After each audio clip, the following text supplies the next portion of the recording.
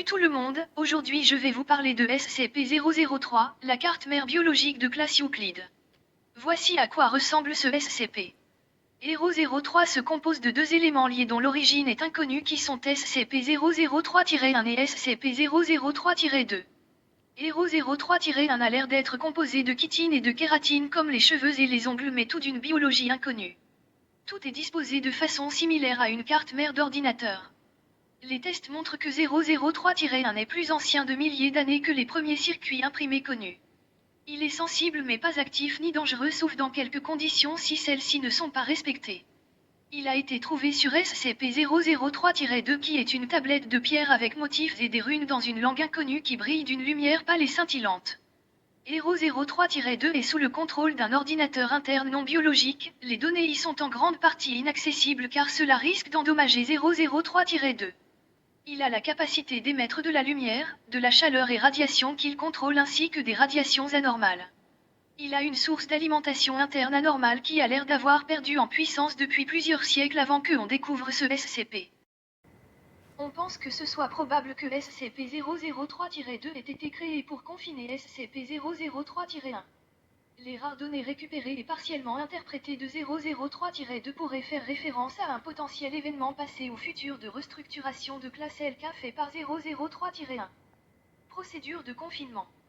SCP-003 doit être gardé à une température d'au minimum 35 degrés, mais la température idéale est au-dessus de 100 degrés. Pour tout organisme multicellulaire vivant de complexité de classe 4 ou plus, il est interdit d'entrer en contact avec 003. En cas de coupure de courant total si SCP-003-1 augmente sa masse, le personnel affecté doit entrer en contact cutané avec 003-1 et utiliser sa température corporelle pour ramener 003-1 au-dessus de la température critique de 35 degrés. Mais le contact direct avec la peau doit être maintenu même si SCP-003 s'active le temps minimum jusqu'à ce que 003-1 atteigne totalement son stade 2 de croissance. Toute personne entrant dans la zone de confinement de 003 doit avant être examinée dans la recherche de parasites corporels de catégorie 4 ou plus et être stérilisée si on trouve des organismes de ce type. Et tout membre qui ont eu un contact physique avec 003-1 doivent immédiatement être stérilisés. 003-1, lui ne doit jamais être retiré sauf en cas d'urgence de 003-2.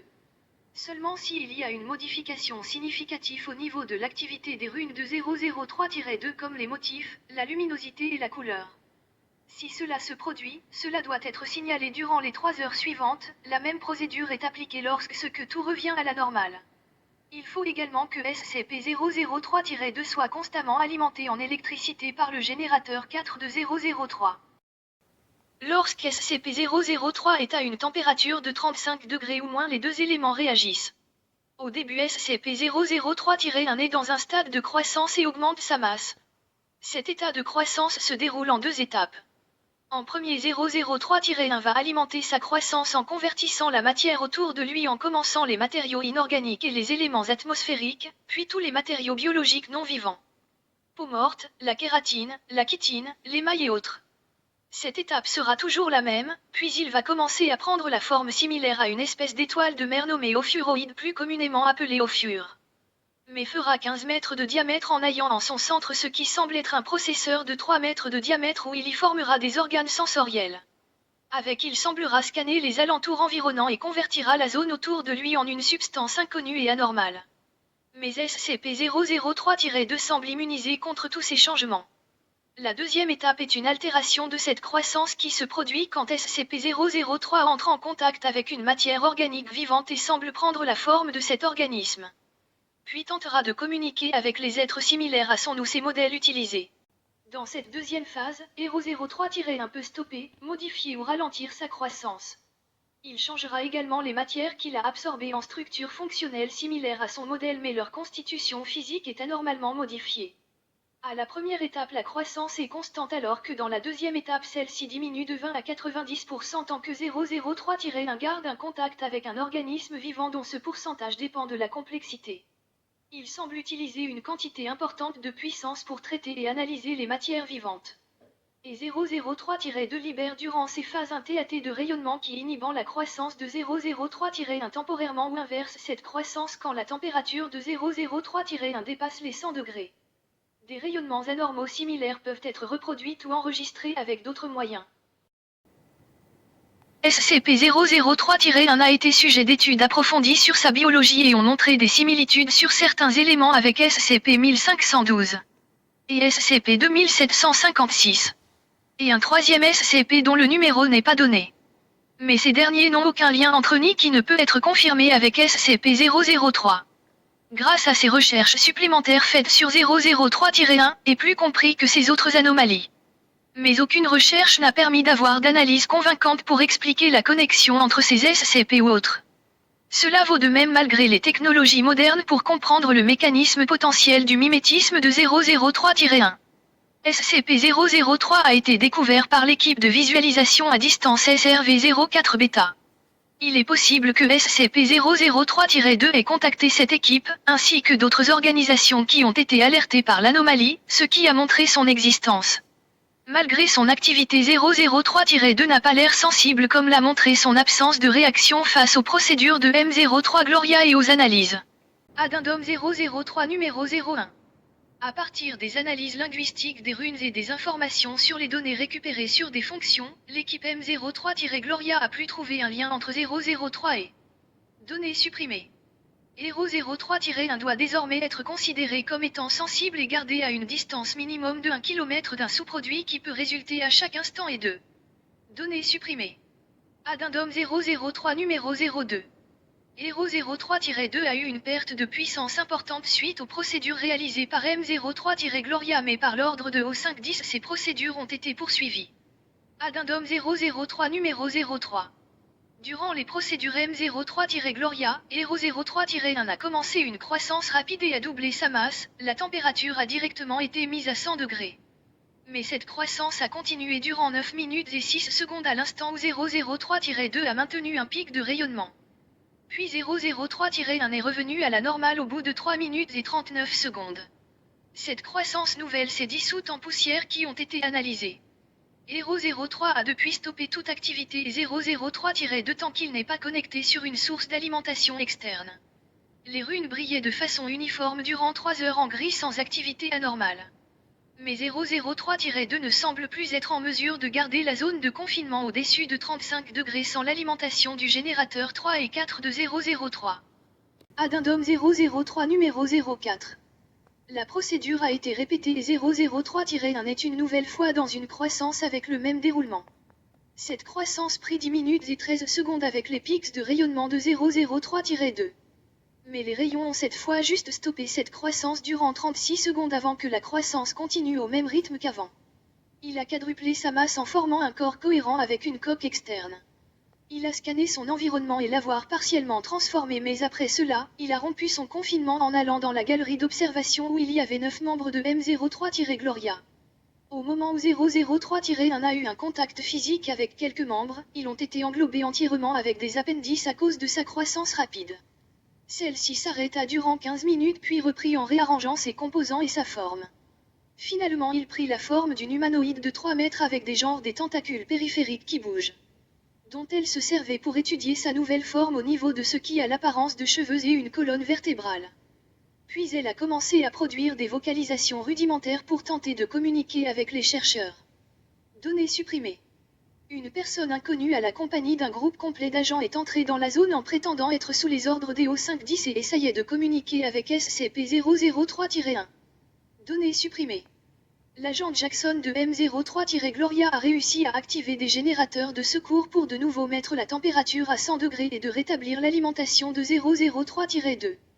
Grâce à cet agent SCP-003 a pu être reconfiné sans difficulté, il a fallu 21 minutes et 7 secondes pour que 003 revienne à son état normal. Tous les membres qui ont été affectés par cette anomalie se sont révélés physiquement indemnes mais ont un traumatisme psychologique. Cependant les analyses sont toujours en cours pour les matériaux convertis qui ne se sont pas dissous dans l'ancienne zone de confinement de 003. Addendum 003 numéro 05. Suite à l'incident précédent, 3 autres O5 ont décidé de retirer O510 de conseil O5 et les procédures M03-Gloria sont pour un moment indéfini suspendues. Interview. Transcription du rapport d'incident à 21-B cycle 8. Pour diffusion au commandement et à l'état-major O5. Intervieweur.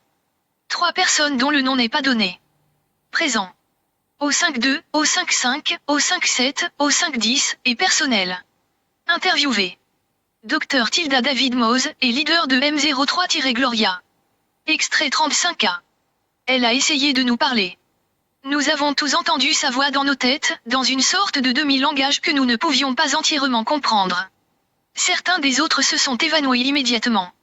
J'ai duré un peu plus longtemps, mais ce n'était pas à cause de la force mentale. C'est juste qu'elle essayait de nous dire des choses différentes.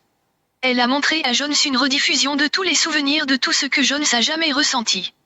Le tout en quelques minutes. Elle a déchiré 3 des chercheurs et les a remontés sains et saufs. Elle ne comprend pas l'émotion humaine, ou la douleur. Ou beaucoup sur la façon dont nous vivons le monde. Oui, je dirais que les procédures de confinement sont nécessaires. Écoute, elle veut refaire le monde. Dans un paradis. Un paradis filtré à travers sa propre compréhension extraterrestre du paradis, mais toujours un paradis conçu pour nous. Pour l'humanité. Elle serait heureuse de faire un paradis pour tout organisme suffisamment complexe qu'elle rencontrerait en premier. N'importe quoi avec un esprit assez complexe pour l'accepter. Dit, un chien. Ou une mouche domestique. Si elle récidive, nous devons être là en premier. Comment est-ce que ce serait? Je ne sais pas. Elle nous a montré des images. Pas tout à fait des images. Je peux les voir dans ma tête, mais ce ne sont pas des images. La chose la plus proche à laquelle je peux penser est ce que vous voyez lorsque vous fermez les yeux soudainement et étroitement, mais plus lumineux et plus complexe. Les images étaient associées à des sons métalliques et à des détails sensoriels que nous n'avons pas les mots ou les concepts pour décrire. L'effet entier ressemblait à des mots quelconques. Je crois qu'elle voulait voir ce que nous pouvions comprendre, afin qu'elle puisse nous comprendre. Elle n'a pas eu le temps de finir de nous analyser. Je ne sais pas ce qui se serait passé si elle l'avait fait. Pour ceux qui veulent lire d'archives de ce SCP sans avoir allé sur le site internet de la Fondation SCP, je vous invite à stopper la vidéo pour pouvoir lire tranquillement. Bonne lecture.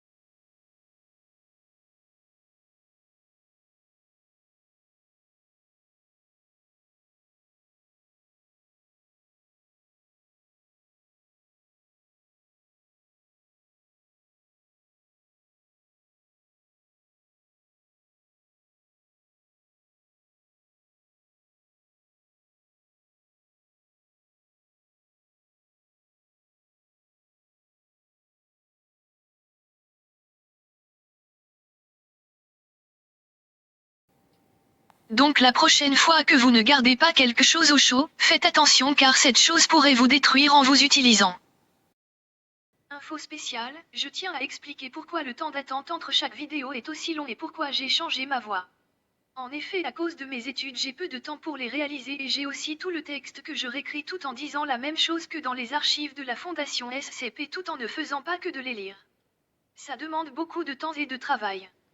Pour que ce soit plus simple pour moi, j'ai décidé que j'utiliserai un logiciel qui fait la lecture à ma place et où je peux directement écrire le texte.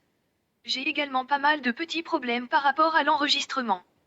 Comme le fait que je suis souvent dans des lieux avec des bruits parasites ou dans des lieux où je peux pas me permettre de faire du bruit pour ne pas déranger les autres comme l'internat par exemple. Comme vous avez pu le constater dans ma toute première vidéo, j'ai des problèmes de micro. Il y a aussi ma voix que je trouve trop gamine malgré que j'en suis pas une. Merci d'avance pour votre compréhension, mon but est simplement de vous fournir des vidéos de meilleure qualité tout en réduisant le temps d'attente et la quantité de travail sur ces vidéos. Je remercie aussi tous mes 20 abonnés que j'ai actuellement à être restés abonnés malgré la très longue attente. Allez bye.